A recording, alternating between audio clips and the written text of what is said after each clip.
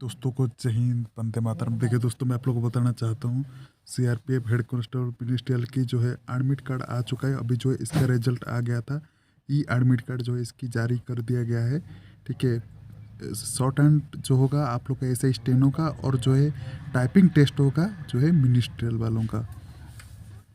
तो इस लिंक को आप क्लिक करके आप लोग को इसका रिजल्ट पता कर सकते हैं।